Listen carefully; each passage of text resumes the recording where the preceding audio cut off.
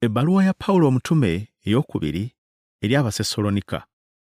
Essuula esooka. Okulamusa abaawandiikirwa ebbaluwa.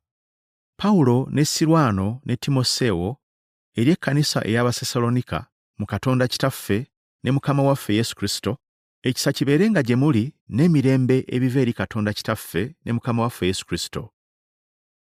Okwebaza n'okugumya abayigganyizibwa. Kitugwanidde okwebazanga Katonda ennaku zonna ku lwammwe, abooluganda, nga bwe kisaana, kubanga okukkiriza kwammwe kukulu nnyo, n'okwagalana kwa buli muntu kwalina eri munne kweyongera. Naffe bennyini n'okwenyumiriza ne twenyumiriza mu mmwe mu kkanisa za Katonda olw'okugumiikiriza kwammwe, n'okukkiriza mu kuyigganyizibwa kwammwe kwonna, n'okubonaabona bye mugumira. Ebyo ke kabonero k'omusango gwa Katonda ogw'ensonga, mulyoke musaanyizibwe obwakabaka bwa Katonda, n'okubonaabona bwe mubonaabonera, kuba ddala kya nsonga eri Katonda okubasasula okubonaabona abo abababonyaabonya, era nammwe ababonyaabonyezebwa okubasasula okuwummula awamu naffe mu kubikkulibwa kwa Mukama waffe Yesu Kristo okuva mu ggulu, awamu ne bamalayika be ab'obuyinza mu muliro ogwaka. Aliwalana eggwanga ku lw'abo abatamanyi Katonda n'abo abatagondera njiri ya Mukama waffe Yesu. Balibonerezebwa n'okuzikirira okw'emirembe n'emirembe, n'okugobebwa okuva mu maaso ga Mukama waffe ne mu kitiibwa ky'amaanyi ge, bw'alijja mu lunaku olwo okuweebwa ekitiibwa mu batukuvu be, n'okwewuunyizibwa mu bonna abakkiriza, kubanga okutegeeza kwaffe gye muli kwakkirizibwa ku lunaku luli.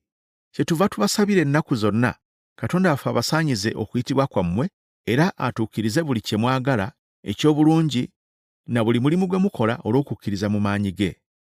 Bwe lityo erinnya lya Mukama waffe Yesu liryoke liweebwe ekitiibwa mu mmwe, era nammwe mu ye ng'ekisa kya Katonda waffe ne Mukama waffe Yesu Kristo bwe kiri.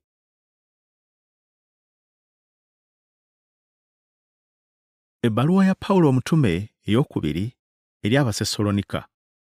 Essuula ey'okubiri. Olunaku lw'okujja kwa Mukama waffe.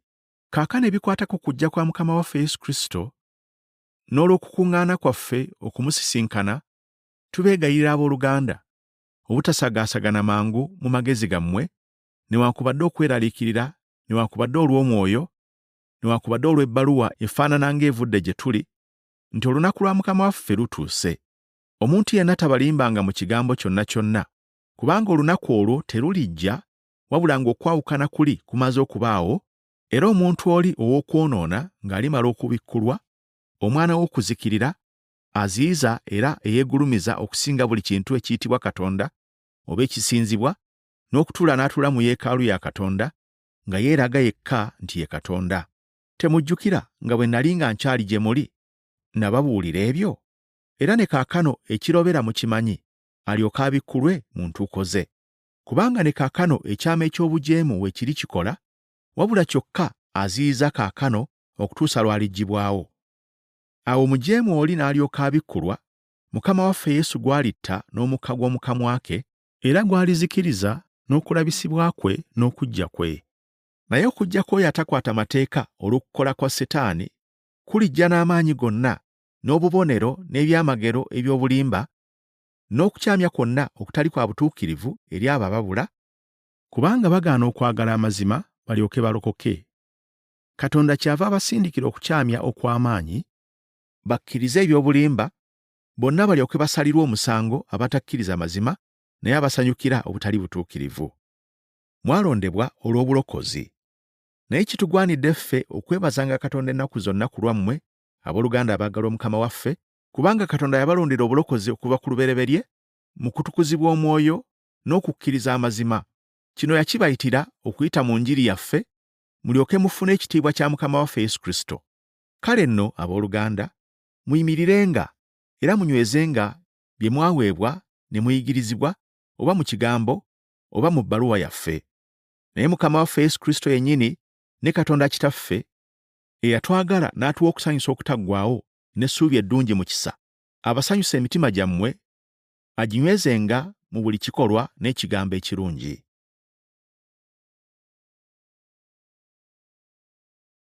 Ebbaluwa ya Pawulo omutume ey'okubiri eri Abasesalonika. Essuula ey'okusatu. Okusabira omulimu gwa Mukama waffe.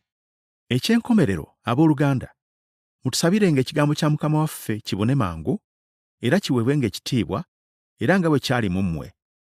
Era mutusabire tulokolebwe okuva mu bantu abatalina magezi era ababi, kubanga okukkiriza si kwa bonna. Naye Mukama waffe mwesigwa, alibanyweza era anaabakuumanga eri omubi. Era twesiga Mukama waffe mu bigambo byammwe, nga mukola bye twabalagira era munaabikolanga. Era Mukama waffe aluŋŋamyenga emitima gyammwe okutuuka ku kwagala kwa Katonda ne mu kugumiikiriza kwa Kristo, okuyamba abooluganda abagayaavu. Era tubalagira abooluganda mu linnya lya Mukama waffe Yesu Kristo, mweyawulenga eri buli owooluganda atatambula bulungi, newankubadde mu mpisa ze baaweebwa ffe.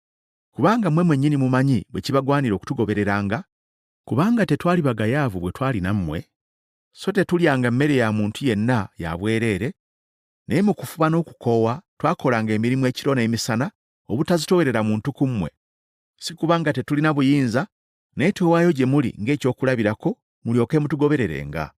Kubanga era bwe twali gye muli, twabalagira bwe tutyo nti, omuntu yenna bw'anaagaananga okukola emirimu n'okulya talyanga, kubanga tuwulira nti eriyo abamu abatatambula bulungi mu mmwe, nga tebakola mirimu gyabwe n'akatono wabula egy'abalala.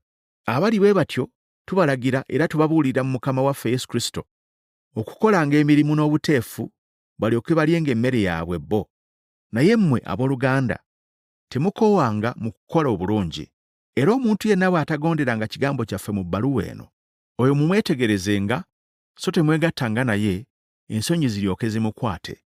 So temumulowoozanga nga mulabe, naye mumubuuliriranga ng'owooluganda. Ebisembayo. Era Mukama waffe ow'emirembe yennyini abawenga emirembe ennaku zonna mu bigambo byonna. Mukama waffe abeerenga nammwe mwenna. Kuno kwe kulamusa kwange Pawulo n'omukono gwange, ke kabonero mu bbaluwa yonna, bwe ntyo bwe mpandiika. Ekisa kya Mukama waffe Yesu Kristo kibeerenga nammwe mwenna.